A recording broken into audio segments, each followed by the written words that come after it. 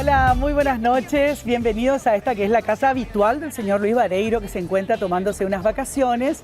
Así que me encargó la conducción de este programa. Voy a estar con ustedes hoy domingo 24 y el próximo domingo ya 1 de octubre acompañándolos. Bueno, y hoy hablábamos con nuestra productora, la querida Jenny, hace unos días para armar el programa. Y yo le sugería a Jenny encarar el tema de las facultades de medicina que pululan por todo el país. Creo que en este momento contamos con 42 facultades de medicina, ya los invitados van a encargarse de hacer las precisiones. Pero sobre todo, ¿por qué? Porque en las últimas 2 semanas sí tengo anotados algunos de los temas que me parecieron preocupantes y que tenemos que necesariamente ir abordándolos. Por eso justamente la convocatoria a este programa de algunos de los que hacen. Por un lado, un análisis riguroso y son duros críticos de esta situación, y por otro lado, de autoridades que son las que tienen que darnos las soluciones, obviamente, o por lo menos empezar a plantear algo diferente, porque lo que venimos haciendo no ha servido mucho para erradicar esta, digamos, formación académica que adolece de absolutamente todo. Entonces yo quiero hacer un breve resumen, me van a ayudar también aquí los invitados, después ya los voy a presentar.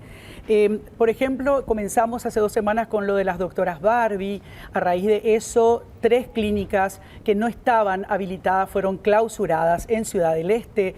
Después tuvimos esa otra gravísima denuncia después de que se diera la detención de 2 ciudadanos brasileños, estudiantes de medicina, que había sido, ¿qué hacían? Se encargaban de falsificar documentación para que personas, porque no podemos siquiera pensar que eran alumnos de otras instituciones, venían a esta Universidad del Sol para arrancar ya el 4º o 5º año de la Facultad de Medicina. O sea, falsificaban documentación como si hubieran hecho esos cursos anteriores.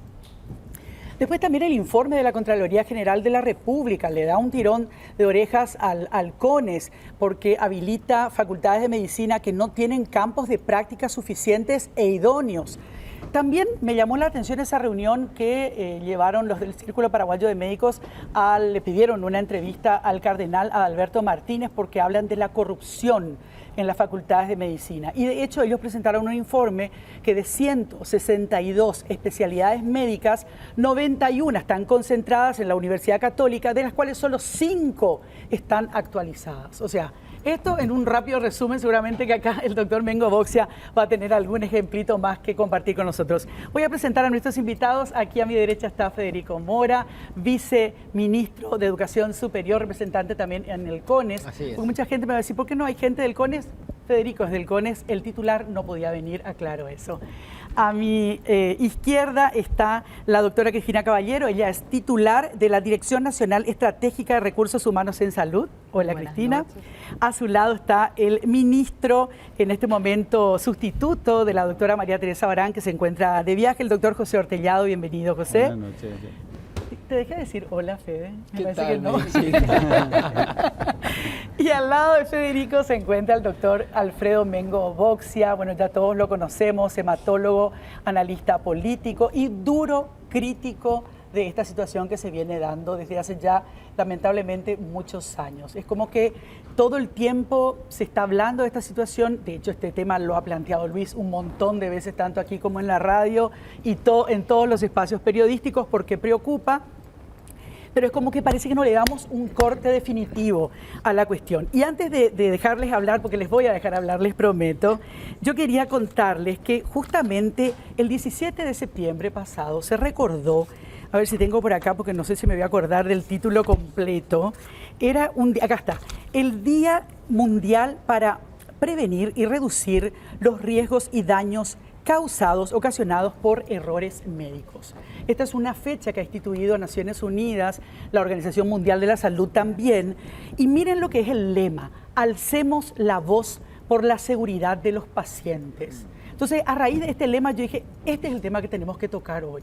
Los pacientes. Doctor Mengo Boxia, voy a comenzar contigo, porque este análisis que hiciste ya el año pasado, que está muy bien resumido, creo que tenemos también algunas plaquitas que compartir, nos pinta totalmente la situación que tenemos en Paraguay en relación a facultades de medicina que no están, digamos, con los niveles de exigencia para sacar al mercado profesionales médicos que nos den esa seguridad hospitalaria. Venga. ¿Qué tal, Menchi? ¿Qué tal, viceministro, ministro, directora? Sí, efectivamente ese es un trabajo que presenté en la Academia de Medicina del Paraguay el año pasado, para ver un poco cuál era la situación que ya en el 10 años, más de 10 años atrás, 2011 preocupaba a la Academia, que había sacado ya un comunicado alarmada porque había 20 facultades de medicina en Paraguay, muchos más de lo que se necesitaba, y algunas de calidad muy dudosa, por decir lo mínimo. Pero resulta que pasaron todo ese tiempo, llegamos al 2022 y 12 años después, lejos de arreglarse, la situación empeoró. Nos estamos acercando a las 40 facultades, ¿verdad? Con algunas cosas absolutamente absurdas, como que en Pedro Juan Caballero existan 9 facultades de medicina, siendo que no hay un solo hospital con más de 100, 200 camas, en el hospital regional, que es pequeño. Hasta antes de la pandemia en Pedro Juan Caballero no había terapia intensiva, por ejemplo. Sí. No, de hecho los datos que se pueden presentar son bárbaros, ¿verdad? Son pavorosos. Pavorosos. Hay una situación a la que tiene que ponerse fin de una manera rápida, porque se está convirtiendo en un problema de salud pública. Lejos ya dejó de ser un problema académico o meramente formal, sino que es un problema de salud pública. El Paraguay está va a tener miles de médicos formados sobre todo en facultades de la frontera, Pedro Juan Caballero, Ciudad del Este, Hernandarias también. Bueno, toda la frontera brasilera, que no están capacitados, no están bien formados, no pueden estarlo porque no hay hospitales, no hay condiciones, y sabemos que todo es una verdadera improvisación, que detrás de eso hay un enorme negocio. En cada uno de los departamentos hay algún político, cuando no algún lavador de dinero o un narco encargado, dueño de esas facultades, ¿verdad?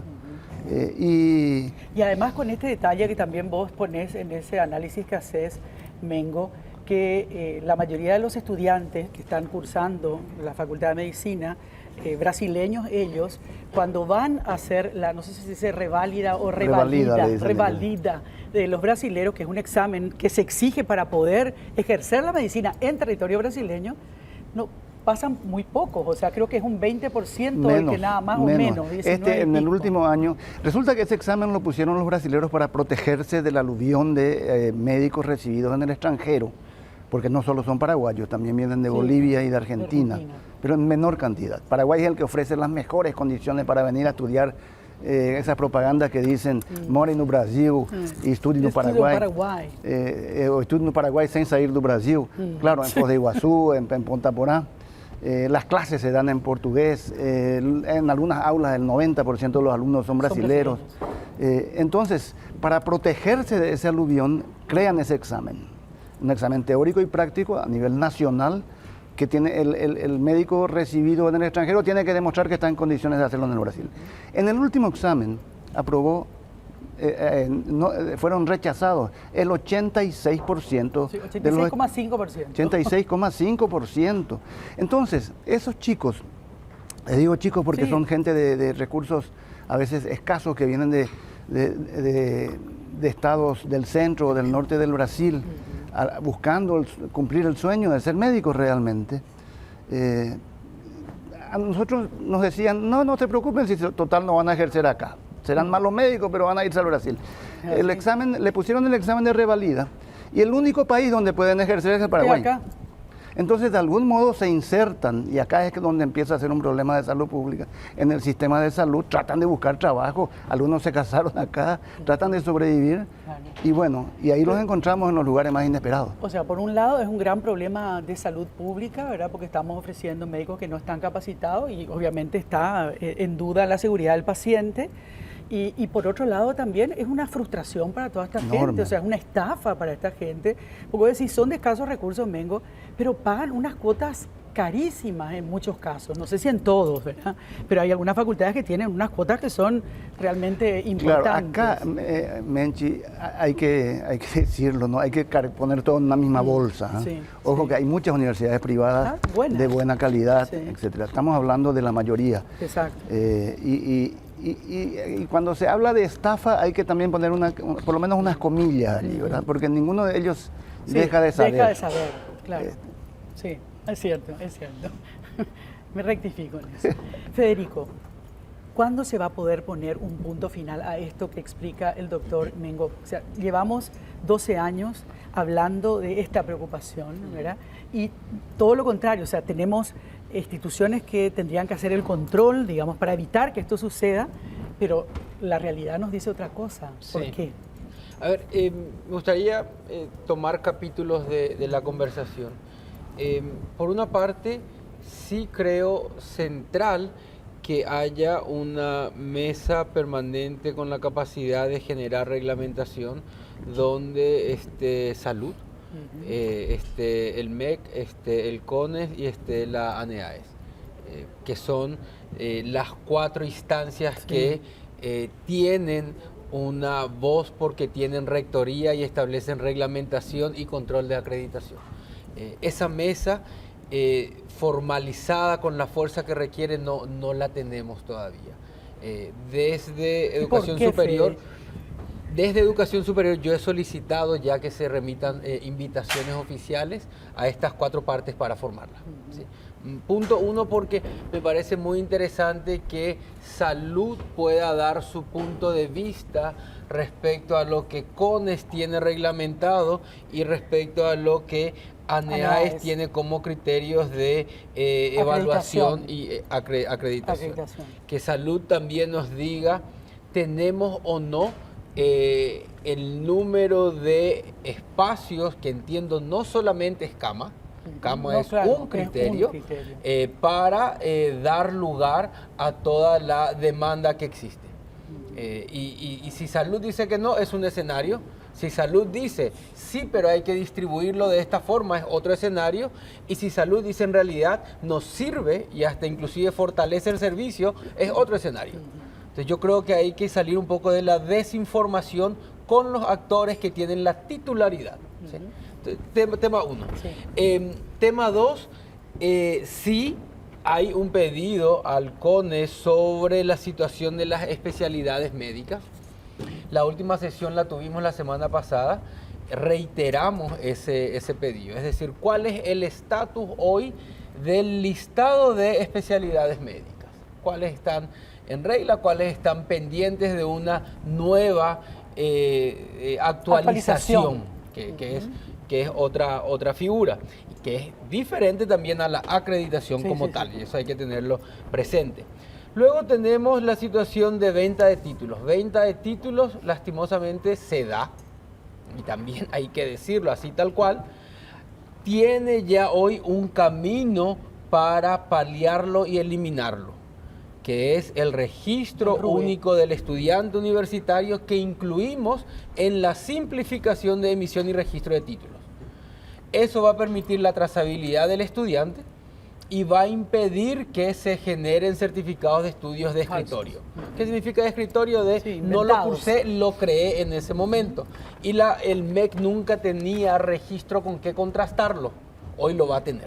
¿Sí? Yo creo que, si me preguntases, Menchi, Fede, de lo más importante y urgente que hace falta en educación superior es esto que estamos haciendo, sin duda. Eso ya está en vigencia. Eso ya está, ya tiene decreto firmado por el presidente, publicado en la web, y nosotros ya estamos comenzando a trabajar en su proceso de implementación. Que va a llevar un buen tiempo, me imagino. Nos va a llevar hasta el próximo año académico. La graduación del próximo año académico, segundo semestre, ya nos tiene que agarrar con el sistema puesto y con toda la información cargada de esa cohorte, para que el 2025 inicie con año de estudiante, año 1, estudiante nuevo. Claro. Entonces, por otra parte, esa conversación. Y lo tercero, a lo que refiere a universidades o facultades que tienen una oferta para estudiantes básicamente de fuera.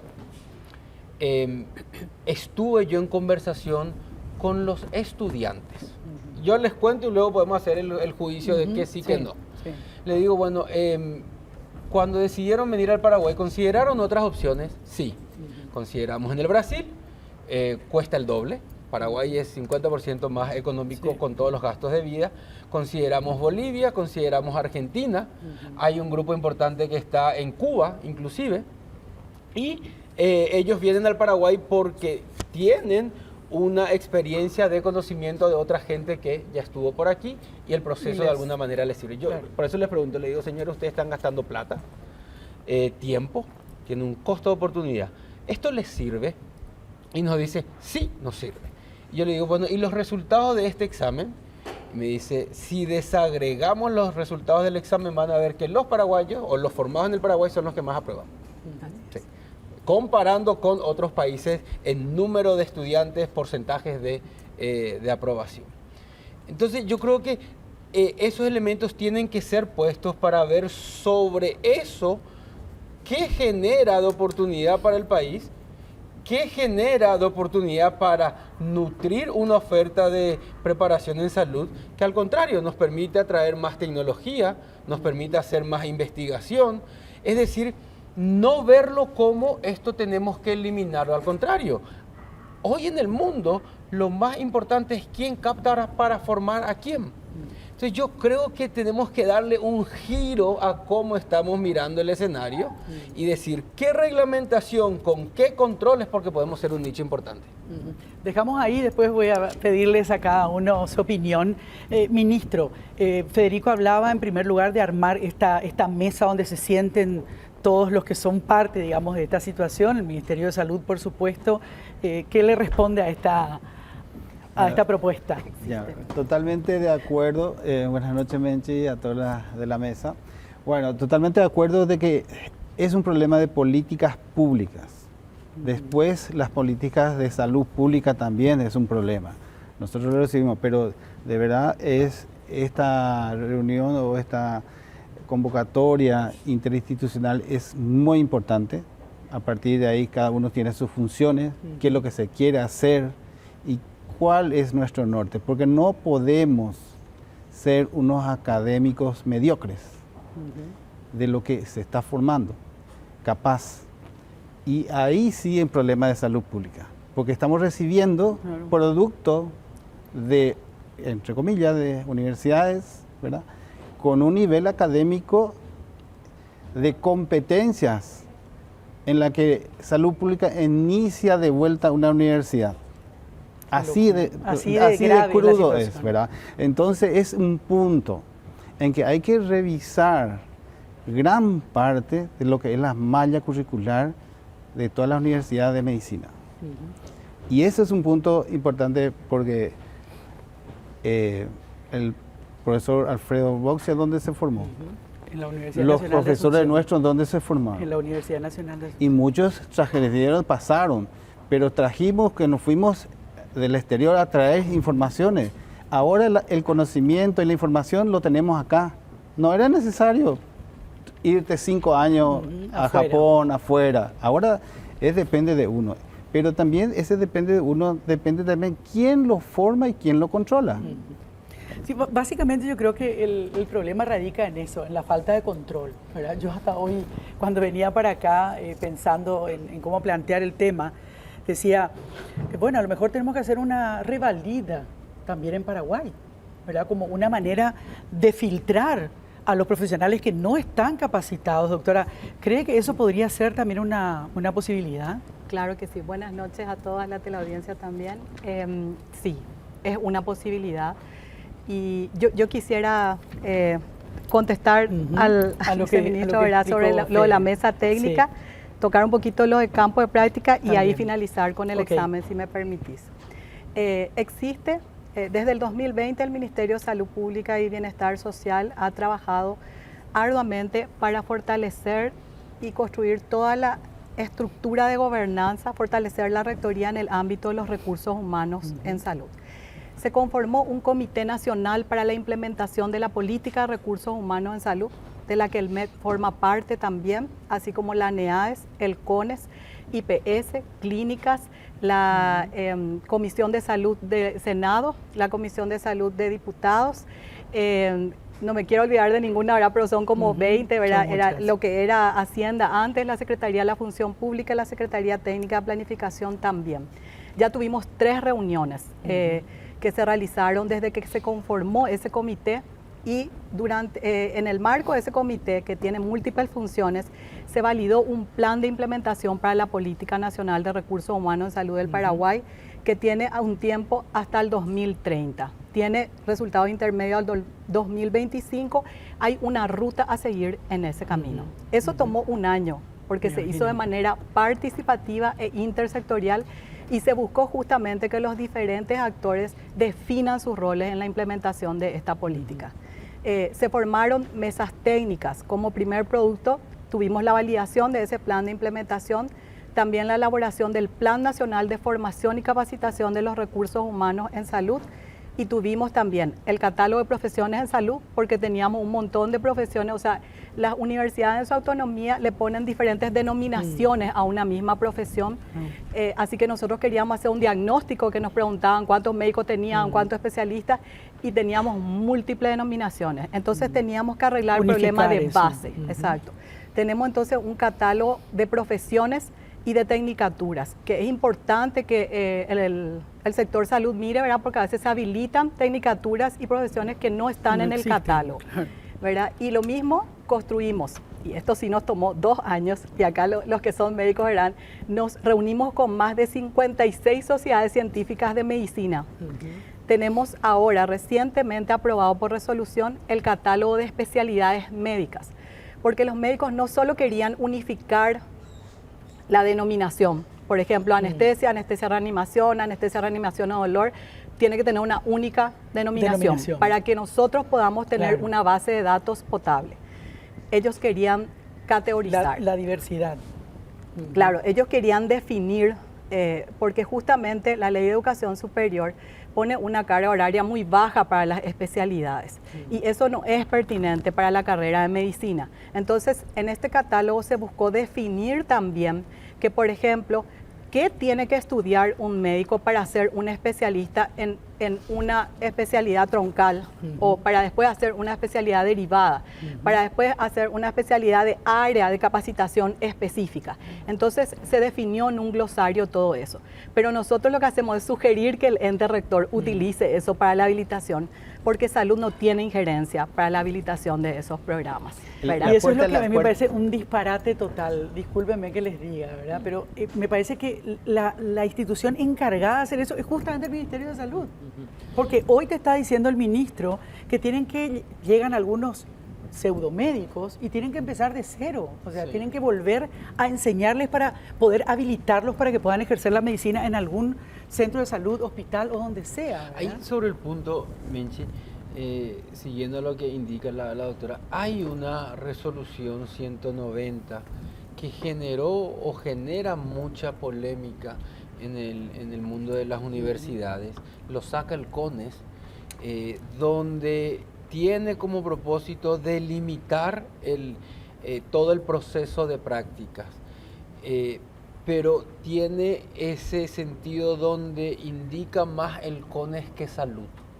Yo lo que veo es que falta más protagonismo de salud en todo ese proceso. En todo el proceso. Entonces ahí... Ellos son los que se ven en figurillas después, cuando no tienen los recursos humanos ideales, ¿verdad?, para poder atender a la población. Y ahí es donde se nota la disociación. Pero en salud no es responsable de la malla académica. Claro. Ahí es el punto que es medio difícil de entender. A lo mejor salud tiene que tener las herramientas necesarias de las utilizaciones de dispositivos y todo lo que uno quiera, pero la malla académica lo está haciendo las universidades. Claro, y son juez y parte, además. Dos cositas. Una precisión al viceministro Mora con respecto a la revalida. Porque eso que usted dijo del porcentaje, además, apareció en un comunicado, hay una unión de facultades de medicina privada del Paraguay. Entonces ellos dicen, no, nosotros estamos mejor que otros países. En realidad el 86% es de todo, ¿verdad? Pero la enorme mayoría es paraguaya. Y si se digrega, somos un poquitito mejor, porque evidentemente Bolivia y Argentina tienen el mismo problema, pero no en la misma dimensión que nosotros. O sea, no nos ayuda mucho eso de que estemos un poco mejor. Un poquitito mejor. En segundo lugar, en el comunicado dicen que al fin y al cabo, en el examen de ingreso de medicina, rebotan más que en la revalida. No se puede comparar. En el examen de ingreso en medicina están al comienzo de la carrera, o pueden frenar. Al final. Si el tipo es muy burro o no quiere estudiar, que vaya a hacer otra cosa, o tendrá otras facultades. Pero esto es de salida. Claro. Acá no tiene arreglo ya. ya fuiste. Y no hay duda que lo que dice el doctor Ortellado es absolutamente cierto. Lo vemos en sanatorios, lo vemos en hospitales públicos, ¿verdad? Estudiantes, o sea, médicos que te reconocen que en toda su carrera universitaria nunca entraron a un quirófano. Te voy a contar un ejemplo nomás que me puso una vez el doctor Aníbal Filártiga. Estaba él en plena operación y estaba con una persona que se acababa de recibir de médica, entonces fue dándole indicaciones y la mujer esta, la joven, ¿verdad? Estaba como cada vez más aterrada, ¿verdad? Y se iba alejando del cuerpo. Entonces le dice el doctor Aníbal, le dice, ¿qué te pasa? Es que yo nunca toqué un cuerpo, doctor, y ya se había recibido. O sea, esa es la realidad en los hospitales y muchas veces también en los sanatorios privados. Y nos damos cuenta también de médicos que nunca tocaron un abdomen, nunca palparon un abdomen. Pero lo que estoy diciendo es bárbaro, pero yo lo vi. Porque ¿cómo van a palpar un abdomen si no tienen hospitales? ¿Dónde se entrenaron? ¿Verdad? Por eso estas universidades tienen muy buenos muñecos y toda esa tecnología, solo que no hablan los muñecos, ¿verdad? Y cuando se encuentren con un paciente de verdad la cosa es completamente distinta. Pero bueno, no quiero ahondar en eso porque yo creo que acá lo importante es señalar lo siguiente. Hace 10 años ya participé de programas similares a este y no se solucionó nada. Yo creo que para salir del pozo, esa vieja frase, para salir del pozo lo primero que hay que hacer es dejar de cavar. El Parlamento tiene que dejar de autorizar nuevas facultades, porque todo se originó en el Parlamento. Año 2008, y no podemos, 2009. 2007 creo 2007 que. fue. Y no podemos tomarnos otra vez 5 años más antes de que esto pare. Y no por esa mentada autonomía universitaria dejar que esto sea un absoluto descontrol. Yo volví a repasar alguna información antes de este encuentro y veía una información del Hospital Johns Hopkins en Estados Unidos. La tercera causa de muerte en Estados Unidos el error médico, es por los diagnósticos médico mal hechos, errores médicos. O sea, cada minuto, y esa es una información de las Naciones Unidas, cada minuto mueren 5 personas por errores médicos. Son 134 millones de personas que tienen algún tipo de perjuicio en su salud a causa de diagnósticos errados, equivocados, o mala medicación o mala praxis. Y estamos hablando de que estos datos, estos 134 millones de personas, obviamente en el mundo, tienen que ver con países de mediano y bajo ingreso. Paraguay es un país de mediano ingreso, o sea, Paraguay está dentro de esas estadísticas. Entonces, muchísima gente pudo haber evitado morir si hubiera tenido una asistencia hospitalaria o de la unidad de salud familiar o del momento que fuera para evitar llegar a esa situación tan drástica. Quisiera retomar ese punto de la unidad de salud familiar, porque es fundamental. Justamente la pandemia le dio una oportunidad al Ministerio de reorganizar sus campos de práctica, porque antes de la pandemia había un contexto diferente en la forma en que se organizaban esos campos y que se reportaba el ingreso de los estudiantes a los campos de práctica. Como durante la pandemia se tuvo que cortar absolutamente todo el ingreso y también se cambió la gestión en la Dirección Nacional Estratégica de Recursos Humanos, empezamos de cero. Y no tenía que haber hacinamiento, es decir, todos los hospitales que tal vez estaban saturados en las fronteras no podían recibir la misma cantidad de estudiantes. Y las instituciones formadoras se les negó, ¿verdad?, el ingreso y se les dijo, si quiere que sus estudiantes ingresen, los del último año de la carrera están exclusivamente para realizar las prácticas, que llegan el último año de la carrera, quiero decir, a las prácticas, y hay 5 años donde hay que mirar infraestructura, docentes, laboratorios, todo. O sea, no se puede medir la calidad de un egresado solamente por el campo de práctica. Claro, se tiene que medir toda la formación. Entonces se les propuso a estas instituciones formadoras de que migren a sus estudiantes. Nosotros tenemos ahora muchos más campos de práctica de los que teníamos antes de la pandemia, porque estos estudiantes fueron migrando. Por ejemplo, voy a decir, Misiones, nosotros no teníamos habilitado campo de práctica, ahora tenemos. Y todo el desarrollo alrededor de los campos de práctica y el fortalecimiento que se da en la articulación con las instituciones formadoras. ¿Y qué respuesta dieron las universidades? Migraron a sus estudiantes. Ahora hay universidades que están dispuestas a irse a Puerto Casado. O sea, lo que va a trabajar el Ministerio, y ya comenzó a trabajar articuladamente, es un programa de práctica supervisada con una visión integral que lo que haga es que aproveche este contexto, que ahí estamos muy de acuerdo con educación, que el Paraguay no debe temer a ser un formador de recursos humanos en salud. Bueno, acá como siempre continúa la charla cuando estamos en la pausa y me planteaba Federico esto que tiene que ver con el conflicto de intereses que se da en el CONES necesariamente. ¿Cómo resolvemos esto? Y se tiene que revisar la gobernanza del CONES. Nosotros como MEC entendemos que el órgano rector de la educación en su conjunto es el MEC. Y el MEC no tiene esa situación de conflicto de intereses que puede darse circunstancialmente en si preside una universidad privada, una universidad pública o la universidad católica, etcétera. Y digo católica en particular porque en realidad son dos miembros natos, tanto la una como la católica, y luego está un miembro, otro más público y otro privado. Entonces sí me parece que amerita una revisión. Nosotros vamos a proponer esa modificación. Es más, se dio este caso, y lo traigo a colación, el particular de esta universidad privada, que surge de una acusación de documentación falsa, que es así tal cual, pero deriva a una situación de revisión académica. Tal vez, como se dice, tomando como excusa este tema, voy y agarro lo otro y termino clausurando otra. ¿Sí? Entonces, da también la oportunidad para revisar la gobernanza misma en ese sentido, porque puede generar un cuestionamiento sobre cómo se dieron esos procedimientos. ¿Cómo se da, Mengo, la gobernanza en otros países? ¿Alguna experiencia que vos conozcas, no sé, acá en la región? La verdad que no tengo demasiada experiencia de cómo se hace afuera. Pero te cuento un dato más al respecto. Es el único consejo que tiene el MEC, porque el MEC tiene varios consejos, que no preside. Mira vos. Sí. Curiosamente. Pero hay otra faceta, de si ya la situación descrita es bárbara, es catastrófica. Fíjate que en todo este análisis hicimos muy poco énfasis en la cuestión de corrupción. Claro. Porque si está tan descontrolado todo, es inevitable en Paraguay que haya también una gran corrupción. Este caso que apareció ahora en Ciudad del Este, que de la Interpol detuvo a 2 estudiantes en marco del operativo Hipócrates. Hay que darle a la policía que tiene por lo menos imaginación a la hora de ponerle estuvo bien ese título a su operativo. denominación. Dicen que es solo la punta de un iceberg gigantesco, ¿no? Fíjate que le hacen entrar UAU al estudiante al 5º curso de medicina. Ese no puede pasar del bachillerato al 5º curso, imposible. Que siga adelante. ¿Cómo? No sabe anatomía, no sabe fisiología, no sabe histología, no sabe anatomía, no sabe nada.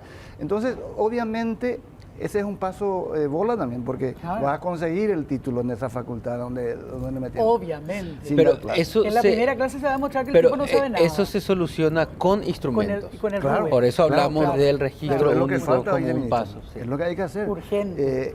Y acá en facultades cercanas, hay como espasmos de reacción. Se cerró la Facultad de Medicina San Sebastián. Otra Villa Serrana, creo que acá de Mariano Roca Alonso. María Serrana. De repente María se cierran Serrana. algunas. Pero uno nunca sabe si no es con la intención que decía Federico Mora. Como es un manejo, ellos son jueces y partes. Exacto. De repente cierran esta para que migren todos para esta. Para la otra. Y bueno, entonces evidentemente hay que plantear un cambio en la ley, pero un cambio que no tiene que limitarse solo a eso, sino al comienzo, al génesis mismo del asunto, la habilitación de las facultades, que no puede estar a cargo del Parlamento. Ahí, si me permitís, Menchi, sobre el proyecto justamente de esa revisión de gobernanza, nosotros no tenemos como sistema de educación superior una mesa donde esté ANEAES, CONACYT, CONES y MEC. Es decir, el escenario de los 4 actores centrales de la educación superior no existe luego. Yo creo que ese es un elemento de revisión para la modificación que corresponde a la gobernanza que hoy tiene el CONES. Menchi, quería agregar algo allí. Dentro de la gobernanza hay que entender que la gobernanza hay gobernanza interna y externa. La externa es la que no tiene nada que ver dentro de la función y de la acción, pero es un síndico o un controlador de todo el armaje interno. Entonces, ese punto, porque eso son las nuevas terminologías realmente de la gobernanza, ¿verdad? Más todavía cuando hay un país en transición digital. Sí. Entonces, cuando se entienda bien esto, es que lo que se tiene que crear es un organismo un poco más grande, pero no demasiado grande porque no va a poder controlar. Entonces, ese es un punto importante. Nosotros desde el Ministerio de Salud ahora fortalecemos cada vez más dónde está la puerta de entrada del producto del que viene, y es el registro de profesiones. Ya inmediatamente, con todo esto que está saltando, el registro de profesiones ha tenido unas estrategias de mejor control, inclusive hace lo que tenía que hacer una facultad cuando recibe un estudiante, porque ya está recorriendo una facultad, segunda facultad, tercera facultad, y en la cuarta está terminando. Algo está pasando. A lo mejor el registro único puede ser la solución, puede ser que no. Puede ser que no, porque... mientras no cambie la gobernanza, doctor, yo creo que cualquiera de estas herramientas puede seguir siendo muy vulnerable. O sea, mientras no se cambie esa connivencia que pueda haber, ¿verdad?, entre los miembros de esta institución, que es la que tiene que encargarse de la habilitación y del control.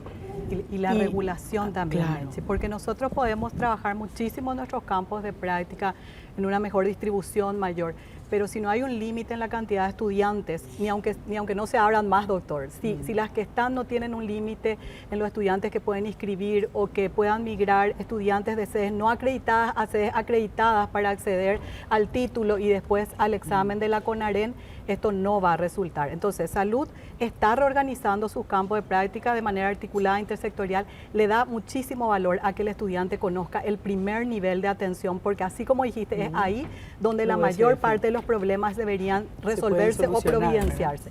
Pero la regulación y el control de la calidad es muy importante.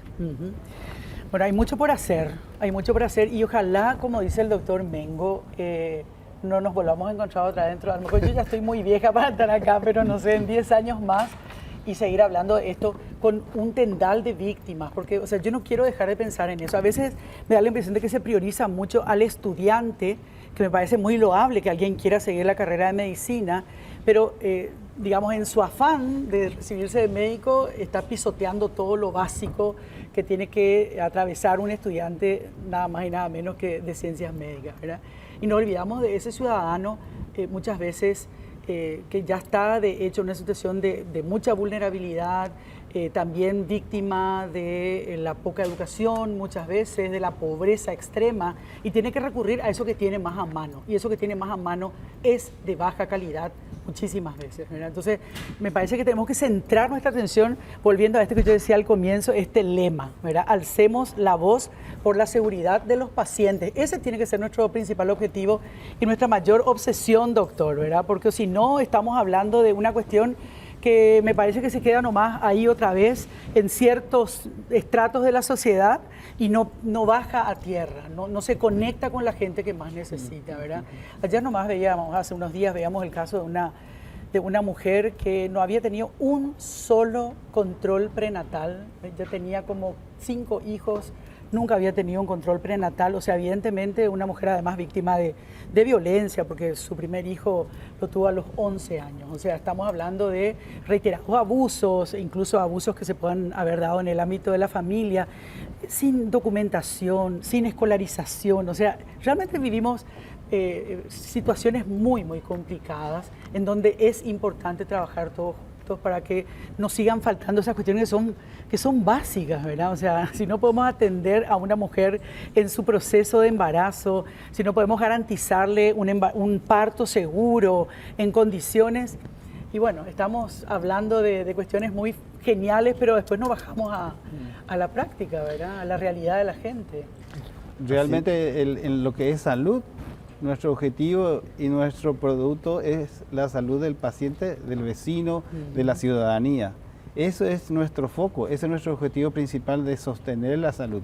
Y desde el comienzo la salud, ¿qué es lo que le quiere dar? Es darle una buena calidad de vida con una expectativa de vida buena. Eso es el punto principal. Mucho más importante es la prevención. La doctor, prevención, ¿verdad? por eso en eso quería llegar, ¿verdad? Justamente y es más barato podría yo lanzar algo que queremos prevenir ahora en estos 100 días, que es nuestro objetivo, y bueno, ya dentro de poco ya lo vamos a hacer, y en ese punto es que nuestro objetivo es centrado a la ciudadanía. Así como la política de gobierno actual, está el ciudadano, desde salud también nuestro objetivo es la persona. Y no solo la enfermedad, sino la persona en sí. Porque es una cosa la enfermedad y otra cosa es la persona. Ahí entra la humanización de un buen médico en forma de tratamiento integral. Justamente a propósito de datos que me gusta mucho revisar, decía que de cada 10 pacientes, 4 que tienen, digamos, algún perjuicio por una atención equivocada o que no llegó a tiempo, el 80% de esos casos eran prevenibles. O sea, si hubiera llegado a tiempo, no hubiera tenido ese problema. Mengo, ¿qué ibas a decir? No, es que estaba pensando finalizar. nada más de lo complejo que es el asunto.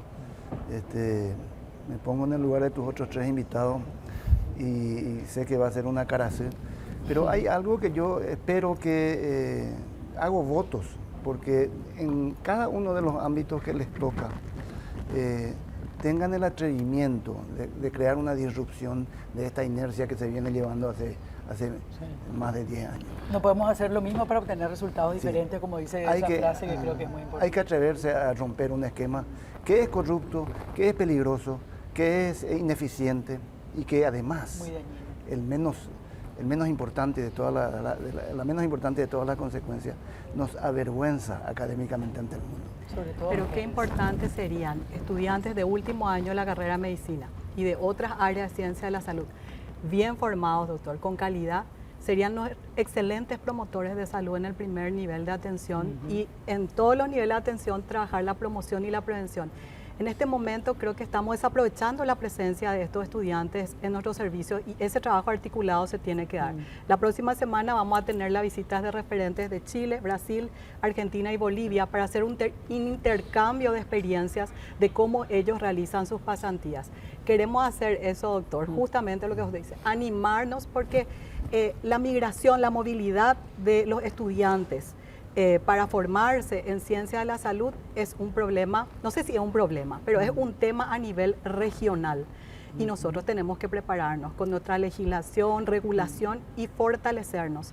No podemos cerrarnos como país a eso que puede traer también mucho beneficio para la calidad de nuestros propios estudiantes, porque si nosotros le preparamos mejor, van a poder rendir sus exámenes mejor y eso va a elevar la calidad en todo el país. Ese tiene que ser el desafío. Últimas palabritas antes de finalizar. Muchísimas gracias por la invitación realmente y es un tema largo que no se puede tocar así en poco tiempo, pero de entrada, como estas políticas, primero está salud, educación y seguridad. Y esos son los 3 puntos que estamos justamente hablando, ¿verdad? Si no hay salud, yo creo que primero, después hay educación y seguridad, ¿verdad? Pero una salud segura, que es un punto muy importante para que esos errores médicos sean minimizados. Fede, Yo quiero una agenda bien concreta que presentar, aprovecho la oportunidad. Uno es esta cumbre Salud, MEC, ANEAES, CONES. Hay que revisar la resolución 190, que es la que hoy establece el régimen de prácticas. Lo segundo, nosotros vamos a preparar una propuesta de revisión de la gobernanza del CONES. Yo creo que a 10 años del CONES es necesaria esa revisión. Lo tercero, el registro único del estudiante es un gran paso para tener justamente trazabilidad y que dejemos de inventar en escritorios certificados de estudio y luego títulos. ¿Sí? Y lo cuarto, me parece central de que también consideremos que podemos estar enfrente a una oportunidad como país de ser una instancia de formación con esos niveles de excelencia que queremos. Yo creo que ahí está, hay que trabajarlo. ¿podemos hacer eso, Mengo? Sí, claro que se puede hacer, claro que se puede hacer. Lo que pasa es que se difuminó tanto el tema en responsabilidades varias. Comenzando allá por el 2007, cuando se abrieron las compuertas de todas estas universidades, pasando porque se le sacó en el 2007 autonomía y poder tanto al CONES como al ANEAES, con el fin perverso de que se puedan abrir muchas universidades. Y esa característica cultural, casi diría, del Paraguay, de dejar pasar las cosas, nos llevó a esta situación que es caótica. Pero confío en que estemos tocando fondo y eso sirva para tomar un cambio de rumbo. Con valentía. A veces hay que asumir es cuestiones que pueden ser dolorosas en un primer momento, pero que pueden ser sumamente beneficiosas. En el fondo, mucha valentía, porque acá, en el fondo, esto no ocurriría si no fuera un enorme negocio. Claro, la Un corrupción enorme está negocio presente. donde, como les dije, están metidos políticos, narcotraficantes y lavadores de dinero. Así es. Las universidades en la frontera son un excelente método de lavar dinero. De lavar dinero, sí señor. Bueno, yo quiero agradecerles que hayan venido al programa, Mengo, Fede, doctora Cristina, doctor, gracias por estar aquí. Creo que siempre cualquier espacio es bueno para hablar de estos temas. Nunca es suficiente el tiempo porque es un tema muy complejo, pero acá me parece que salen cuestiones bien específicas, cambiar la gobernanza, el RUE, me parece que hay elementos, estrategias que pueden ayudarnos a definitivamente cambiar esta situación. Gracias por la visita. No podemos dejar de hablar, ahora que se inició el mes de la primavera y de la juventud, hablar con ellos, con los protagonistas, con los jóvenes. Por eso hemos invitado, y los voy a ir mencionando, a Steffi Palencia, está aquí a mi izquierda. Ella es venezolana, tiene 24 años. A su lado está Osvaldo Cáceres, es argentino, pero de padres paraguayos. Así ¿verdad? mismo. De padres paraguayos, 23 años. A mi derecha está Débora Caballero, paraguaya de 14 años. Y a su lado está Ángel Britos, paraguayo de 15 años. Tenemos 15 minutitos para hablar de lo que ustedes piensan de este país, de Paraguay. ¿Qué les depara el Paraguay así como estamos? ¿Qué desafíos les plantea este siglo XXI? Comenzamos contigo, Osvaldo. Buenas tardes, Menchi. Y hablando de Paraguay, veo a un país con muchos recursos, realmente muchos recursos que se pueden explotar aún más de lo que se están explotando. Y eso comienza, creo yo, desde la formación de los estudiantes, tanto de colegio, también universitarios. ¿Vos tenés ya una profesión? ¿Sos químico farmacéutico? Sí, actualmente yo estoy trabajando en una farmacéutica, soy químico industrial de la Facultad de Ciencias Químicas de la UNA. Ajá. Así es. Y la instrumentación de las universidades, la fomentación del estudio universitario, para mí es fundamental, una pieza fundamental para que el país pueda ir creciendo. Se pueda aprovechar los recursos que tenemos hídricos, ¿verdad? Que ahora tenemos un poco de disputas, los recursos agrícolas. Tenemos mucho potencial.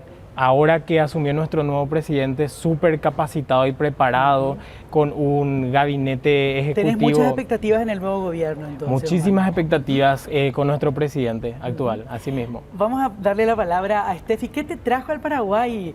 Venezolana, supe que venís de un lugar que se llama Punto Fijo, donde se siente la brisa del Caribe, y acá estás sintiendo una brisa bastante distinta, con 41 grados, no sé cuántos tuvimos hoy. Bueno, ¿qué te trajo al Paraguay, Steffi? ¿Qué tal, Menchi? ¿Cómo estás? Bienvenida. Realmente me trajo la casualidad de la vida. Ajá. O sea, yo viajé, estuve en otros países, estuve en Perú y estuve en Ecuador. Y cuando al punto en que ya pensábamos rendirnos y volver otra vez a Venezuela, ya sabe, por la situación económica Y política. Ujú.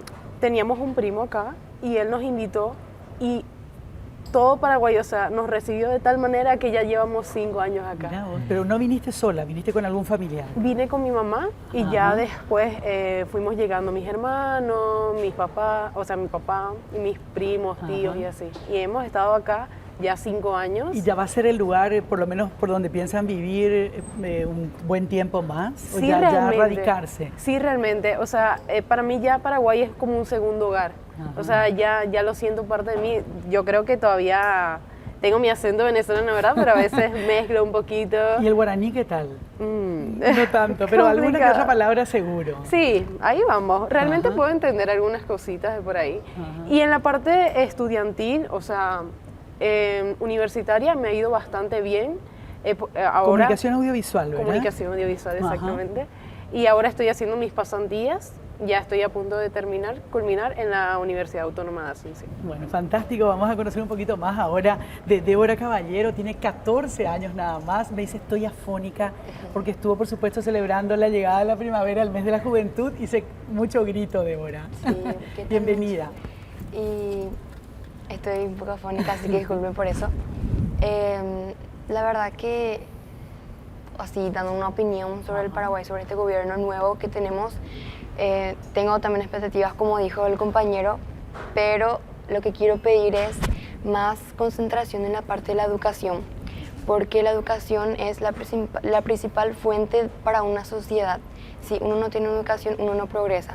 Es más fácil conseguir trabajo a alguien que terminó, que culminó. Capacitado, ¿no? Sí, entonces es más fácil que una persona que culminó todos sus estudios pueda conseguir un trabajo, pero eso no se da por algunas circunstancias en el que uno no puede acceder a la educación. Entonces para mí sería genial que puedan poner más educación, que en eso se centre más este gobierno. Educación de calidad. De calidad, porque uno también cuando estudia, pero la educación no es buena, a uno se le dificulta que se le acepte en un trabajo. Conseguir un trabajo también mejor remunerado, porque a veces uno consigue un trabajo, pero tiene sus inconvenientes, digamos, y además no puede ir tampoco pensando en progresar, en empezar con un trabajo que a lo mejor no es el óptimo, pero teniendo como un camino por hacer y decir, bueno, me estoy capacitando y puedo ir accediendo a mejores niveles salariales también.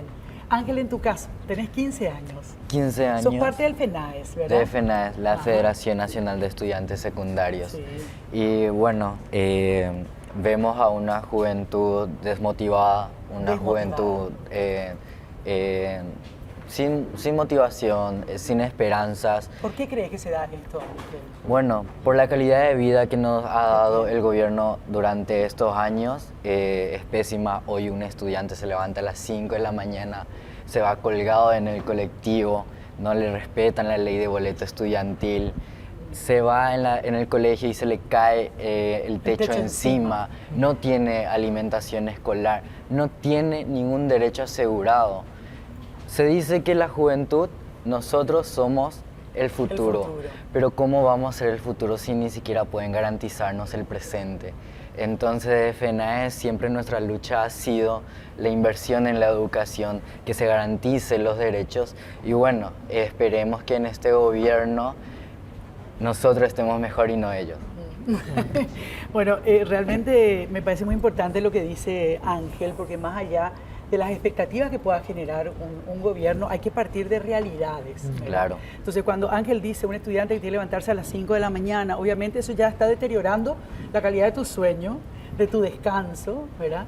Y seguramente volvés a tu casa también muchas horas después, porque tenés el mismo drama del servicio pésimo de transporte público. Claro, el estudiante, como te digo, se levanta a las 5 de la mañana y sale del colegio a las 6 de la tarde, a las 5 de la tarde, y es hora pico otra vez y vuelve a casa, hora pico, se va colgado otra vez. Tuvimos un caso de una estudiante de solo 14 años, la cual se cayó del colectivo y se hirió gravemente, y la empresa no se hizo responsable. Caso omiso. ¿Cómo creen ustedes que se puede conectar, digamos, esta lucha que lleva adelante el FENAES y otras organizaciones estudiantiles desde hace mucho tiempo, pero que da la impresión de que hay como países que corren de manera paralela?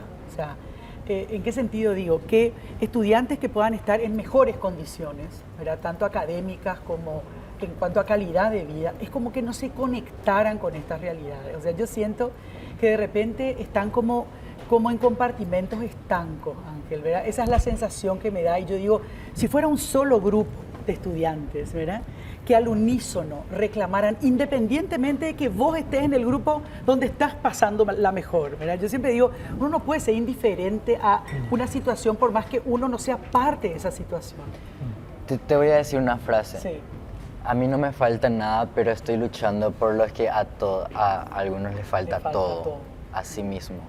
Y esa es la lucha que siempre soñamos, que sin importar tu situación económica, luches por los que, por tu par, lucha por tu par, al que no tiene nada, al que se le está discriminando, al que se le está vulnerando sus derechos, a pesar de que vos estés en una situación privilegiada. A ver, esta es un poco la descripción de la que hace Ángel de la situación de muchos estudiantes en Paraguay, obviamente. Y me gustaría también escucharles, aunque sea brevemente, de cómo ven el futuro. Ese futuro que a veces se presenta, por un lado, fantástico en el sentido que, bueno, toda la tecnología no sabemos hasta dónde nos puede llegar a llevar, ¿verdad? Pero por otro lado también la amenaza del cambio climático. Esa es hoy una realidad ya asumida por todos, incluso los más negacionistas, ya creo que hoy no tienen otra más que darse cuenta que efectivamente algo estamos haciendo muy mal en el mundo para vivir estas situaciones catastróficas que se están dando, de huracanes, de crecidas que irrumpen de pronto en algunos territorios e inundan y arrasan con todo. ¿Cómo ven ustedes este tema ambiental? ¿Les preocupa? ¿Está en la agenda de ustedes o no? Comenzamos contigo, Jaime. Definitivamente sí en la agenda. Si es que nosotros estamos como Paraguay adecuados a la Agenda 2030 del desarrollo sostenible y debemos de empezar a preocuparnos por ejemplo, la agricultura sustentable y sostenible, el uso de agroquímicos que en otros países está totalmente prohibido, que se sigue utilizando aquí y existe aún trigo, por ejemplo, que se produce transgénico, no solamente hablando de la producción agrícola, sino la contaminación ambiental, hablando del tema del transporte, vemos colectivos con emisión de partículas con alta cantidad de producción de sustancias tóxicas, la quema de basura, dioxina y furanos, que tener ese patriotismo y pensar que queremos un Paraguay, preservar nuestro Paraguay, la salud del Paraguay aún, porque existen otros países en donde prácticamente no respiran este ambiente. En la India, por ejemplo, ellos no tienen este ambiente claro, el Diáfano, aire. ¿verdad?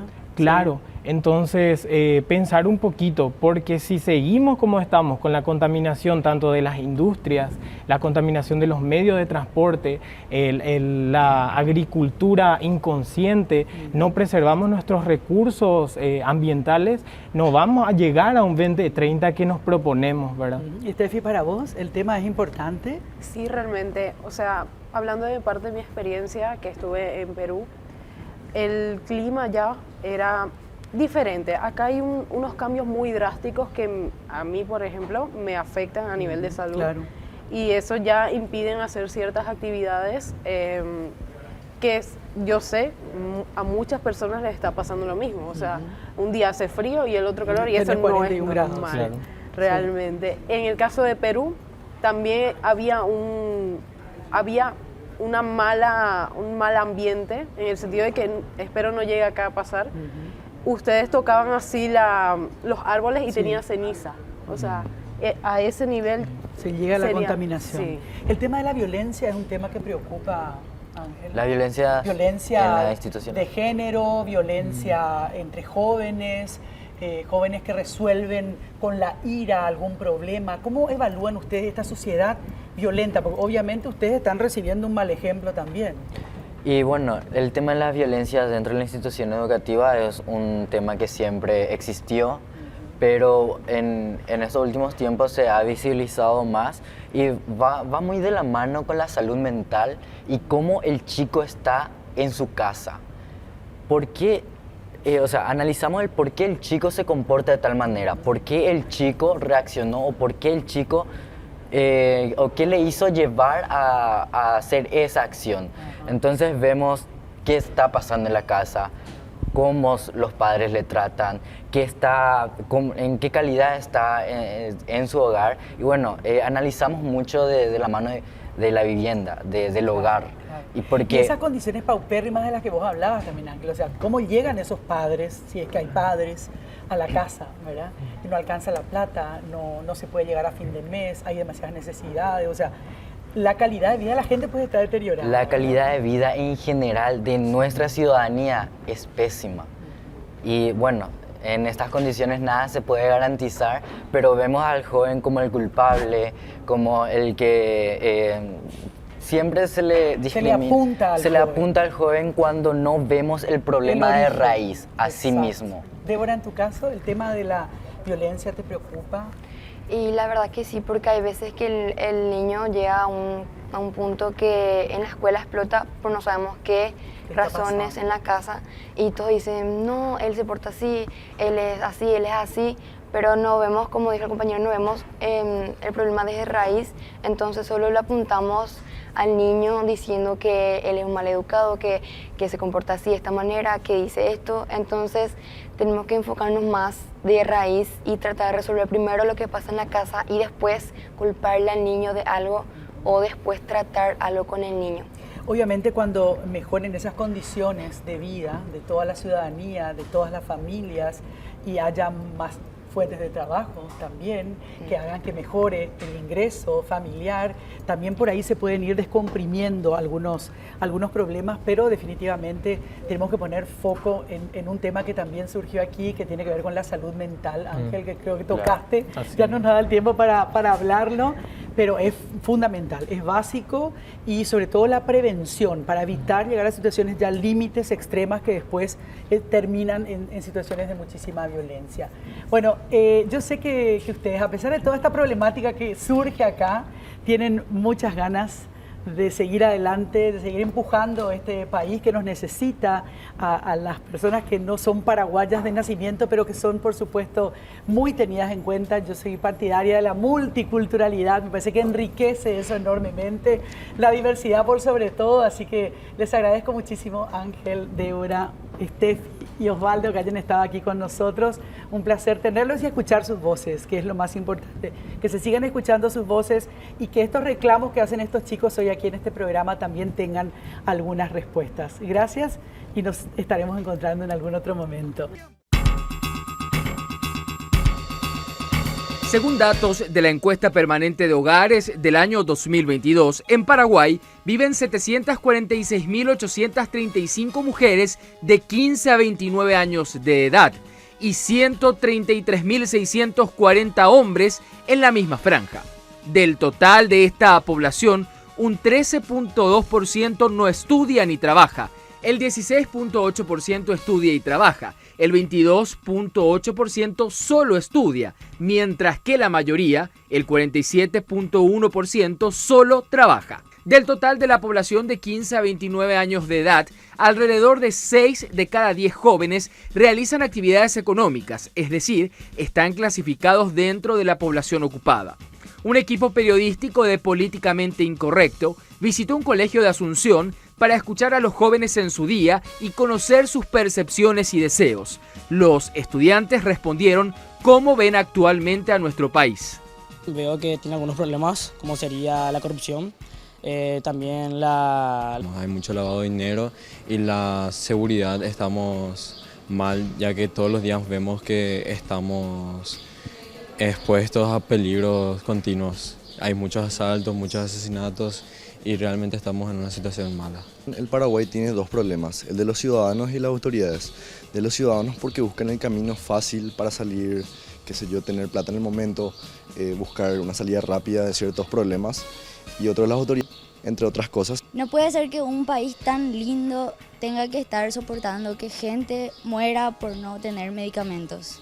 Entonces ese es un aspecto súper importante que yo creo que se debe mejorar y que es lo primero que se debe mejorar porque es fundamental en un país. Hay mucha pobreza, hay falta de educación y hay bastante corrupción. Pero los jóvenes no se quedan con lo malo. Si bien reconocen que el mayor problema de nuestro país es la corrupción, se muestran esperanzados en que las cosas pueden mejorar y consideran que la inversión en una educación de calidad es el camino. Esto es lo que piden a las autoridades. Yo principalmente le pido mayor inversión a la educación, ya que es lo que le forma a la siguiente generación. Para el futuro yo les pido que traigan mejoría para la salubridad, para la educación y para nuestra economía, porque el Paraguay yo creo que está pasando por una situación difícil, que pueda haber mejoría y que puedan cumplir con sus palabras. Espero que todos los niños tengan... Las autoridades es ofrecer educación y oportunidades a una juventud que busca desarrollarse y salir adelante. Quienes no la encuentran, lamentablemente terminan huyendo del país o buscando sobrevivir sin calidad de vida. En el peor de los casos, cayendo en las adicciones y en la delincuencia.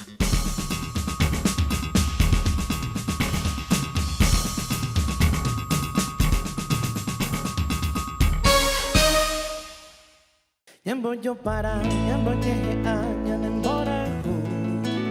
Nyambo yo para, nyambo yehe a, pura keiwa hu. Vete y seite llego veja gua, nyondi bepa. Nyambo yo para, nyambo yehe a, hata llave a. Nyambo yo para, nyambo yehe a, nyanembora hu. Nyambo yo para hato se subí pe maranga tu. Nyambo yo para nyambo jeje a hatanya hindu.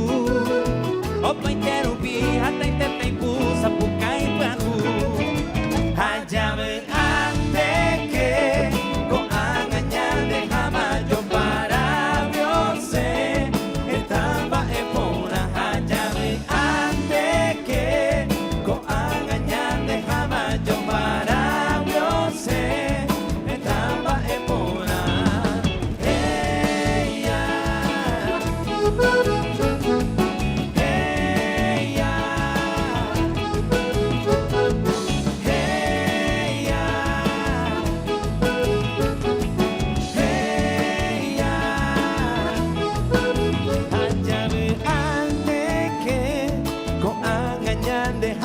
Yo para viose estamba epona llave ante que con angañan de cama yo para viose estamba epona hey ya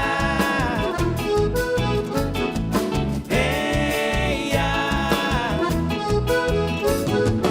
hey ya.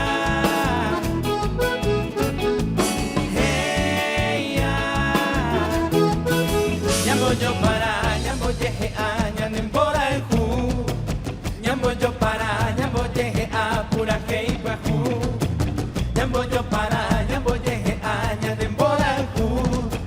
Nyambo yo para, nyambo jeje a pura que iba ju. Nyambo yo para, nyambo jeje a nyambo yo para, Dios estaba en pura. Nyambo yo para,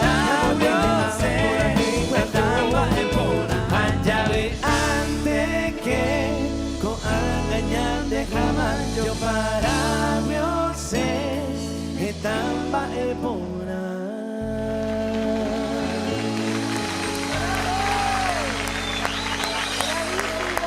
Qué mejor manera de terminar este programa que con tierra adentro. Chicos, gracias por estar aquí en este momento tan especial. Gracias por traernos esta música tan fantástica. Dani Mesa en voz, Luis Duarte en voz y guitarra, Rodrigo Pereira en acordeón, teclados y voz, Beto Barrios en batería y Ariel Escurra en bajo y voz. Ellos son Tierra Adentro y tienen mucho más para nosotros esta noche. Entonces seguimos escuchando, chicos.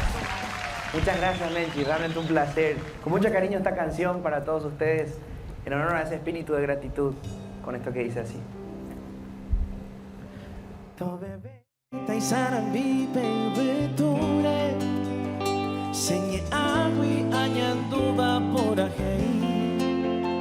Topetanye epoti de yurupe Apoca bebe se añua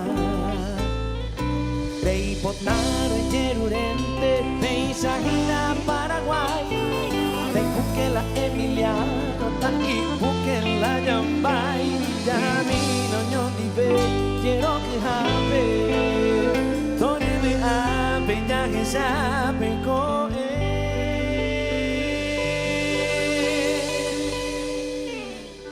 Aguille mantiame agüeruco señe rico subi pura hey ay arito bebé Aguille mantiame agüeruco señe rico subi pura hey ay arito bebé Aguille mantiame ya sea guaraje lo ve a veima o cañen boraco no lleve más la pere, me hueca tumbe que te quiere o yo quiere, ya jamón bebé.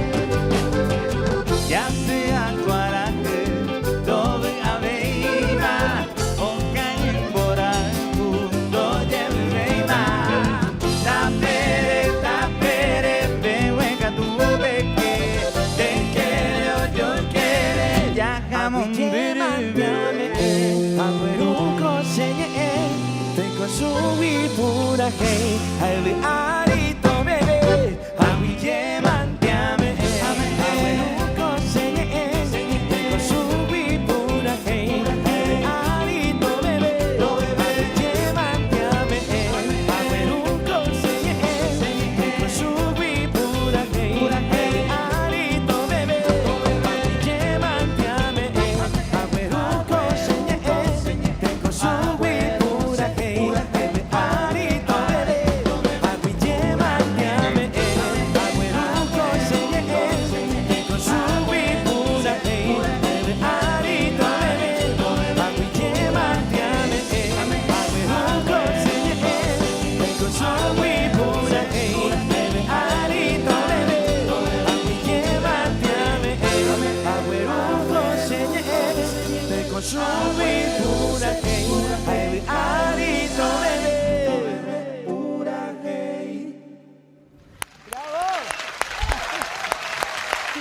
Les invito a que pasen aquí, así podemos conversar. Realmente es un momento más que especial de Tierra Adentro. Están nominados por segunda vez, nada más y nada menos que a los Latin Grammys. Un galardón más que preciado por estos músicos. Hola, Dani. Qué gusto saludarte. Bienvenidos, Un placer, bienvenidos. un honor. Enorme placer para mí. Hola, Beto. Se van ubicando. Hola, Luis. ¿Cómo estás? Hola, Daniel. No, paraguayos. Si no nos besamos, no somos paraguayos. ¿Cómo estás, Rodrigo? Bienvenidos. Siéntense donde puedan, donde quieran. El gusto enorme de tenerles aquí. Y bueno, me imagino que todavía es como que no caen en la cuenta de todo lo que significa estar nominados por segunda vez a los Latin Grammy, que por primera vez van a ser fuera de los Estados Unidos, va a ser en Sevilla, en España, así que bueno, mejor todavía ahí, ¿verdad? Como con más raíces nuestras también. Hay más paraguayos. Hay más paraguayos ahí también. Para bueno, celebrar. es que todos vamos a estar, por supuesto, expectantes ese día. ¿Cuándo van a hacerlo? Va a ser el 16 de noviembre. Ah. Falta todavía un chiquito Falta para un poquitito, seguir pero bueno. preparándonos, pero estamos muy contentos. Bueno, ¿cómo recibieron la noticia, Dani? Contame. Bueno, con mucha ansiedad, con mucha alegría, porque bueno, son 2 años, poquito más de 2 años de trabajo que culminan con este reconocimiento. Mejor álbum folclórico. Mejor álbum de música folclórica, exactamente. Compartimos la nominación con tremendos artistas de Latinoamérica. Contanos quiénes están. Está Susana Vaca, que estuvo con nosotros en el año 2020 cuando fuimos nominados por primera vez. En esta vuelta está el señor Vicente García. Está nuestro amigo Tato Marenco también, que tuvimos el placer de trabajar y conocerle personalmente.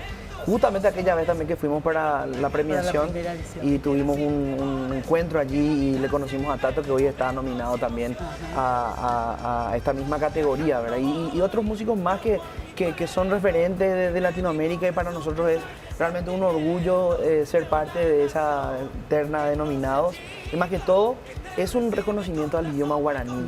Yo te decía eso, Dani, fuera del micrófono estábamos conversando con Luis, con Dani, con Beto también, antes de que llegaran los otros chicos, y decíamos qué importante lo que están haciendo, porque es poner al idioma guaraní en un primer plano, en un primer lugar, y sobre todo con ese desafío que quiero saber de quién fue la idea. Me imagino que son ideas grupales de convocar a artistas que no hablan la lengua guaraní de América Latina, que se hayan entusiasmado con grabar en guaraní. Quiero que me cuenten un poquito cómo fue ese proceso. Que sí. ¿Quién va a hablar, Luis? No, igual, Dale. todos lo vivimos la historia Ajá. juntos. Ya es, digamos, una continuación del primer álbum, que fue Aguillé, que quedó nominado, el primer álbum que quedó nominado, que fue conceptualmente también fue un disco completamente cantado en guaraní. Y digamos, como contaba Dani, esa experiencia de gente que conocimos, que nos escucharon cantar en guaraní, en esos encuentros fue que se fortaleció también la relación con otros artistas que fueron a comentarle a otros cantantes, pero el mediador de todo eso es nuestro productor musical, Carlos Escalona. Ajá. Sí, Bueno, que- y se entusiasmaron y empezaron primero a elegir a los artistas que iban a participar, que son cuántos. Así es. En total son 12 artistas de 9 12. nacionalidades diferentes. Wow. Una ¿De qué locura, nacionalidades? sí. A ver Y bueno, si se tenemos a acuerdan Aimé de Nubiola, todas. por ejemplo, Ajá. que ella Colombia. estuvo con nosotros en el lanzamiento Aimé, Aimé. que es de Cuba. Ella Es es de Cuba, cubana, es cubana. exactamente. También tuvimos el privilegio de grabar con Messier Periné. Ellos son de Colombia, un dueto hermoso, precioso. De Chile también había. También de Chile, el señor Jepe. Le tenemos también al Pollo Brito de Venezuela. cantó con nosotros también Gaby Moreno. De Guatemala. Sí. Así es, ¿Y cómo tenemos fue México. para reunirnos? O sea, obviamente gracias un poco a todo lo que podemos hacer online, me Sí, imagino así que es. el trabajo fue más sencillo. Así En es. otras épocas, de 20 años atrás, hubiera sido mucho más complicado lograr juntar a tantos artistas. Hacerle llegar ¿no? una invitación. Claro, por ejemplo, el viejazo total. Exactamente. El desafío fue que incorporaran el guaraní para que de esa manera pudieran interpretar la canción de manera así libre. Así como, claro, que ustedes no incidieran mucho Exactamente. en la forma en que interpretaran. Exactamente. Pero ¿cómo fue para que adquirieran la fonética, Dani? Bueno, la vocal más difícil del guaraní es la U. La I, esa no le sale no do le ni sale a por nadie. casualidad. Y empieza luego por albu. Albu, exactamente. O sea, ella le complicaron la vida a la gente. Directamente, pero les enseñamos justamente que esa vocal tiene tanto poder porque es como que viene de muy de las adentro, entrañas. exactamente. A la vez significa agua. Entonces, pero para pronunciar cómo era el desafío, bueno, y pongan la boca como E, en la posición de E, pero digan U. Entonces, así, ¿verdad? Y de esa forma exagerada, digamos, de mostrarles, pero le salía. Entonces, ya a partir de ahí, cuando veían la letra U, entonces ya pronunciaban correctamente, se esforzaban. Si no les salía, por ejemplo, Rodrigo y Luis estuvieron por Miami con Pollo Brito. Ajá. Estuvimos grabando. ¿Quién fue el más difícil, digamos? ¿Quién fue el más complicado a la hora de la fonética? La verdad que nosotros tuvimos la experiencia con Luis de así frente a frente grabar con el Pollo Brito. Él es venezolano, muy conocido. Y bueno, hacíamos frase por frase, pero lo mejor de todo que vimos es que tenían las ganas de hacer voluntad, y la ¿verdad? voluntad de hacer Las y con ganas. mucho respeto por sobre todas las cosas. Y la pasamos muy bien grabando con él. Fue una experiencia realmente maravillosa. Bueno, lo más difícil probablemente fue con Aimé Nubiola, que era una canción que se llama Jecoviate Sagaú. Una canción compleja, que tiene un vocabulario muy difícil. Muy difícil, claro, porque ahí, y ese digamos... eso fue un Zoom en donde Dani, así como estaba explicando, frase por frase. ¿Cuánto tiempo llevó este trabajo? Un poco más de 2 años. Desde que... Desde el 2020, final de 2020. Final de 2020, exactamente. Después de haber sido nominados, nos pusimos a trabajar automáticamente. Y vaya que lleva tiempo, porque coordinar con todos los artistas fue un trabajo muy grande en equipo. Así es que destacamos justamente eso, el trabajo en equipo que se hizo. O sea, es que a mí siempre me llama la atención y creo que es importante también charlarlo, ya que tenemos esta ocasión, porque esto no es una cuestión de suerte. Esto no es una cuestión de casualidad. Acá hay mucho laburo, ¿verdad? Y no solamente como tierra adentro. Acá hay un laburo individual de cada uno de ustedes que antes de formar Tierra Adentro venía haciendo un camino importante, preparándose, estudiando. Yo no sé cómo es un poquito, si pueden contarnos así brevemente. Comenzamos con Ariel, un poquito tu trayectoria antes de ingresar a Tierra Adentro. Sí, bueno, empecé a los 13 años.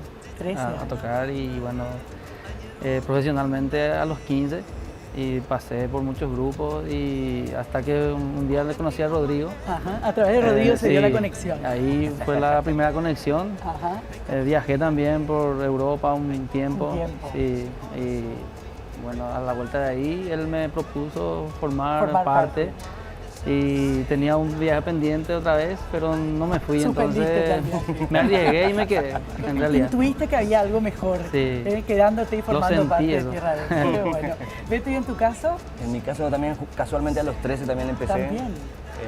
Porque cerca de casa, nací en Buenos Aires y cerca de casa ensayaban siempre la murga que hacían todos los veranos del carnaval. Para el carnaval. Se ensayaban, entonces yo ahí siempre escuchaba. Empezaste con... El ritmo entró muy fuerte. Después que mis papás son paraguayos siempre venía, creo que la polka también me vino atrayendo, pero como todo, ¿verdad? Siempre fui rebelde, vamos a decirle, rockero. Estaba luego en un grupo de metal antes de los con... Me encanta, yo fui metalero. Y después conocí a Luis también, así que trabajé con su tío, Víctor y Luis, en un proyecto que era con su tío. Un dúo que ellos hacían. ¿Y en guaraní también se seguía hablando en tu casa? Porque tus padres son paraguayos. Son de Carapeguá y ellos sí o sí siempre... Mantuvieron el idioma. Porque son del interior otra vez del pueblo. Y hablan hacia el interior siempre todo mucho guaraní. más cerrado. Inclusive. Mis abuelos, o sea, mi abuela siempre me hablaban en guaraní. Sí. Y a veces tenía que traducir mi mamá, o sea, unas cosas porque... Pero fue importante para hoy integrar un grupo que canta en guaraní, más allá que también puedan tener un repertorio en otros idiomas, digamos, pero el guaraní como centro. Dani, en tu caso, como centro. Bueno, en mi caso, ya todos te conocemos más, pero de todas maneras, para aquellos que hoy te están viendo y no te escucharon mucho. En mi caso, yo tuve el placer de conocerle a los muchachos en el año 2015, fue cuando me había incorporado. Justamente nos conocimos con Luis y con Rolando, que en ese momento era el arpista de Tierra Adentro, que sigue siendo, solo que en este momento está de viaje ahora. En aquel momento también quiero recordarle a Nino, que estaba como bajista también, que después salió por cuestiones personales. Y ahí ya le conocí también a Rodrigo, justamente cuando, después de haber, digamos, hablado, de haber conversado, ya directamente a una actuación. Y ahí ya empezamos a conectarnos 2015. Y a partir de ahí no paramos. El año que viene cumplimos 10 años. 10 años, qué impresionante. Luis, contanos tu historia, bueno, yo, breve. Mi familia, de parte de mi mamá, son todos mis tíos, son músicos. Pero mucho, digamos, de cantar los domingos en la casa de abuela desde que soy criatura. ¿En serio? Sí, siempre me sentí ya en ese ambiente. Y tengo un tío que se llama Víctor Valdés, que sí ya viajaba tocando por el mundo, en los cruceros y todo eso, que yo iba viendo también y me gustaría imaginando que esa podía ser tu vida. A tocarla, exactamente. Y como que uno va visualizando. Y después incorporé, digamos, el compromiso de hacer música, que es tener que estudiar, claro, cuando cantaba en la casa abuela. Era así muy amateur, ¿verdad? Y así se fue dando hasta que en 2014 coincidimos con todos los muchachos, pero con la idea de tocar en fiestas privadas. Y después se dio Tierra Adentro. Qué genial. ¿Y en tu caso, Rodrigo? Bueno, yo empecé a los 13 años. Yo tenía que decir que más o menos. 12 años ahí por el colegio. Claro. Pero a los 14 años integré un grupo ya tocando profesionalmente con los Tauros. ¿Los Tauros? Sí, los Tauros. Me acuerdo yo de los Tauros. Antes pues entraba mucho la música tropical, cosas así, había muchos grupos. Y en esa época había un grupo que se llamaba Los Fantásticos, del Caribe se llama. Y en ese grupo estuve como 4 o 5 años. De ahí me fui a Buenos Aires, volví. Y fundamos la Retrocumbia con Ulises Yambay. De ahí, un año después de fundar, me salió un viaje para viajar a Japón con Americanta. Con Americanta. Sí, con Americanta. Volvimos acá, trabajamos unos cuantos añitos. Después viajé también al crucero, me fui a como un año, volví. Y en ese interín, entre 2012, 2013, era trabajar como sesionista. Y después le conocí a Luis. Y ahí formamos Tierra Adentro. Sí. Yo creo que Rodrigo ha de ser uno de los acordeonistas que más ha grabado la música paraguaya realmente. Y todos son estudiosos de la música, o sea, todos han pasado por una escuela de música, que también me parece un tema importante, porque creo que en generaciones anteriores había mucho de autodidacta, ¿verdad? Era un poco ese talento natural, pero un poco lo que contaba Luis en la familia, era un poco la estrella de la familia, la que cantaba o ejecutaba algún instrumento, pero porque lo sabía hacer, digamos, porque tenía ese talento innato. Y ahora hay una diferencia brutal también, porque hay una preparación musical que yo creo que es importante también para contarle a los chicos y a las chicas que hoy nos están pudiendo ver, que esto es mucho de esfuerzo y mucho de estudio. A veces creen que la vida del músico es, no sé, pasarla bien, estar de fiesta en fiesta, y es otra cosa. Es otra cosa, porque para tocar un instrumento y tener agilidad, precisión, todo ese tipo de lograr esas cualidades, bueno, lleva su tiempo de estudio. Hay que ensayar por lo menos unas 2, 3, 4, lo que tengas que ensayar para alcanzar ese nivel. Hasta que salga bien, exactamente. Y no rendirse nunca, una y otra vez, intentar. Más con los recursos de hoy. Totalmente. Claro, que es buscar, si quieres aprender lo que quieras, está al alcance. O sea, no es una excusa hoy decir no tengo posibilidades económicas, porque hay, digamos, en las redes, hay una ventana en la web hay una ventana importante. Una ventana importante. De todas maneras, hoy es un día especial, estamos recordando el Día de la Primavera, el Día de la Juventud, ¿verdad?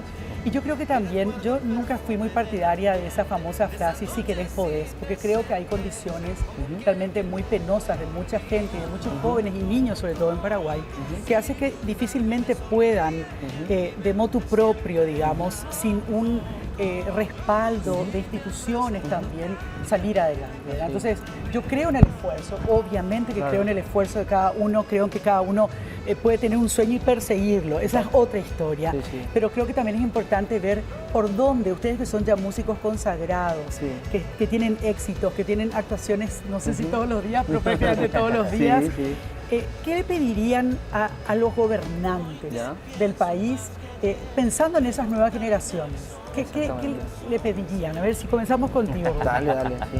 Bueno, yo creo que hay que comenzar, para mí, desde la escuela, más música en las escuelas. Yo creo que ahí comienza, porque hay muchos niños talentosos, pero que no tienen la oportunidad, uno le descubre cuando en los cumpleaños. Exacto. Sería bueno que ya le descubran ahí cuando empiezan los primeros grados. Así que yo creo que en la escuela hay que poner más música en las escuelas. Me encanta, me quedo con esa idea y vamos a seguir dándole fuerza. Luis. Y sumando lo que dice Rodrigo, creo que las artes en general, en todas sus expresiones, ¿verdad? Como la pintura, la danza, que forma mucha disciplina, o sea, hay muchas, digamos, variables del arte que serían importantes que se incentiven desde la escuela. Continúa ya con Ariel. Sí. Bueno, y la cultura principalmente, apoyar a los jóvenes que quieren ir por ese camino y respaldarle con qué sé yo, no me viene la palabra. Es como crear condiciones para que se pueda desarrollar la industria. Nos va quedando poco tiempo, quiero escuchar la Beta rápidamente y después a vos, Dani, y después, por supuesto, no nos vamos a quedar acá sin volver a escuchar. En mi opinión, más que nada, sí faltaría que pudieran darle más atención a la parte del arte, porque el arte fue bastante, vamos a decirle, golpeado y marginado desde épocas de antes. No tienen la culpa ni siquiera en lo que están, algunos intentan, pero estaría bueno que se le dé más, que un músico pueda también, intérprete pueda tener también su sueldo, pueda tener que diga, bueno, tal músico cobra tanto, algo de esto, porque muchas veces eso está a la deriva y hay compañeros que se tienen que regalar por la necesidad de trabajar. Es un tema muy importante, Dani. Sí. Desde mi punto de vista, creo que también es muy importante la familia, la crianza. Desde el núcleo. El idioma guaraní. El idioma guaraní, por supuesto, practicarlo, hablarlo. Eso tiene que ser, bueno, de hecho es natural entre nosotros los paraguayos. Y a partir de ahí, cuando uno se da cuenta de cierta vocación que tengan los niños, apoyar, exactamente. En todos los casos de ustedes, ¿tuvieron familias que les apoyaron o en algún momento alguno dijo, no, busca otra cosa para hacer? ¿O hubo apoyo? Ambas cosas. Siempre ambas cosas. Ambos los dos. Sí. La música siempre fue una posibilidad de salir adelante siempre, ¿verdad? Y eso, llevarlo eso a la educación, a que se hagan las gestiones que se tengan que hacer para que, como dijo Rodrigo, haya más horas de música o en arte en general o deporte o aquellas disciplinas que aportan valores que puedan construir a una persona. Estoy ya para finalizar, me estoy acordando de una famosa frase que siempre dice el maestro Luis Arán, con esto que es tan fantástico, Sonido de la Tierra, llevando música a todos los rincones del país, que dice: cuando un niño ejecuta Mozart a la mañana, difícilmente rompa una vidriera a la noche. Quiero quedarme con esa frase y la maravillosa música de Tierra Adentro. Así que, chicos, queremos que vuelvan a sus lugares de origen. Muchas gracias. Un placer, de verdad. Gracias por esta oportunidad. Enorme. Chao. Gracias, chicos. Vayan que se nos va el tiempo. Gracias. Y así vamos a poner punto final al programa. Gracias por habernos acompañado. Ha sido un placer estar en este reemplazo del señor Luis Vareiro. Así que también estuve cerquita de estos grandes músicos que son los integrantes de Tierra Adentro. Y con ellos ponemos punto final a este programa especial por el Día de la Juventud y de la Primavera. Será hasta el próximo domingo. Nos volvemos a encontrar. Que se escuche el zapucay, te quiero ver bailando. Que se escuche el zapucay, la vida celebrando. Venimos del Paraguay cantando y bailando. Venimos del Paraguay, tierra del encanto.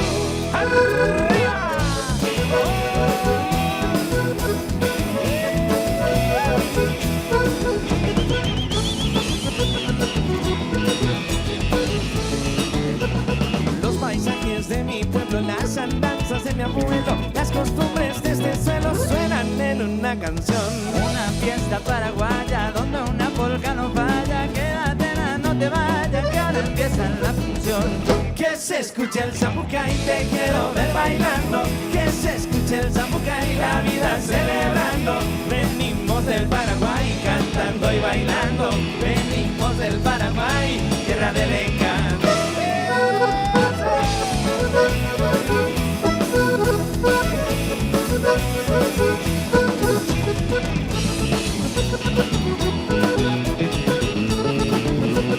Más caminos por andar, mil historias que contar, cosas buenas por vivir, vale la pena seguir. La alegría de una nación, canto, baile y corazón, celebrando tradición, a mi tierra esta canción. Que se escuche el zapucay, te quiero ver bailando. Que se escuche el zapucay, la vida celebrando. Venimos del Paraguay cantando y bailando. Venimos del Paraguay, tierra del encanto. ¡Suena!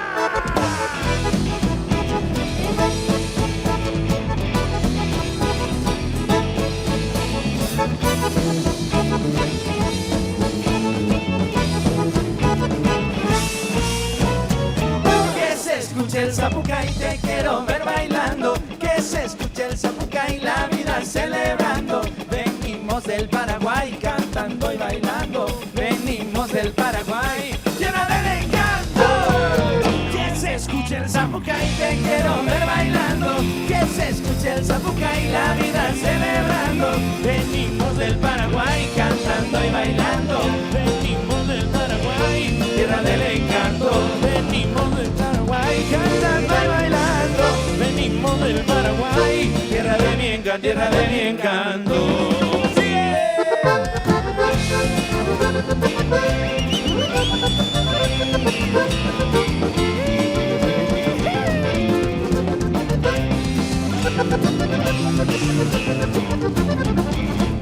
Ohaso maro otini arapona, ojero que cuaraje, opuraje y paguirá. Desde a poco ya esaña de cogajo, el cuate buja ya bella yo. Ya voy aña nere tarde, hay por yo ya. Y antes go llego pape, ya como yo tire pa. A nivel ñoreiro, a nivel ya y cobarí. Por el bella babota y mareteña de Paraguay.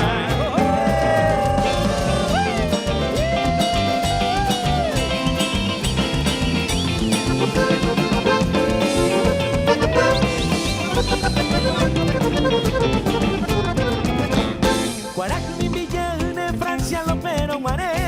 Che come tu hanime, ñan guante pa vive.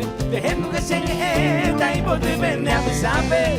Cogero yo el culpable, ñan guay mi oño dive. Ya voy aña nere tarde, de por y voy yo ya. Y antes go yo el culpable, ya como oño dive pa. A nivel ñoreiro, a nivel ya y cobaí. Por el bella babota y mareteña de Paraguay. Ya voy aña nere tarde. De por y voy yo viajar y antes voy a ocuparme de coño vive pa a nivel ñoreiro a nivel ya y cobaí todo el bella babota y marete.